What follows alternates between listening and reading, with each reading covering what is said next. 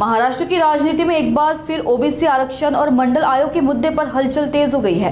9 अगस्त को एनसीपी प्रमुख शरद पवार नागपुर में ओबीसी सेल की तरफ से निकाली जा रही मंडल यात्रा को हरी झंडी दिखाएंगे। सलिल देशमुख ने कहा कि अब यह बताना जरूरी हो गया कि ओबीसी के असली जनक कौन है और विरोधी कौन। शरद पवार इसके बाद एक प्रेस कॉन्फ्रेंस भी करेंगे। आइए जानते हैं क्या कहना है सलिल देशमुख का।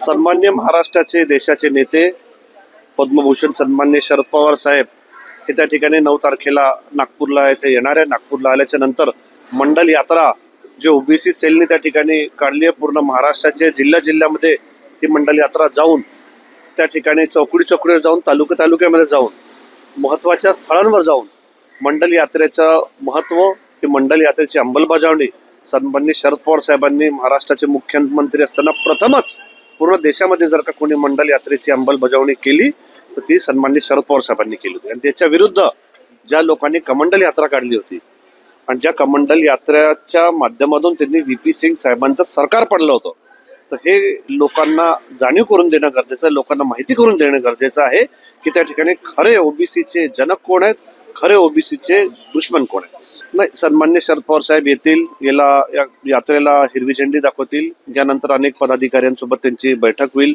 अनेक विदर्भातून लोक येतील त्यांच्यासोबत त्यांची बैठक होईल। अनेक म्हणजे दरवेळेस पण जसे येतात तर त्या हिशोबाने बरेच विचारवंत, बरेच कवी, लेखक यांच्यासोबत पण सातत्यानं साहित्यिक यांच्यासोबत पण सन्मान्य शरद पवार साहेब आपले एक संबंध ठेवून त्यांच्यासोबत चर्चा त्या ठिकाणी करत असतात आणि यांच्या माध्यमातून क्रीडापटू असतील या सगळ्या लोकांसोबत सन्मान्य शरद पवार साहेब एक संवाद दरवेळेस ठेवत असतात, हे आपण सातत्याने पाहिलं।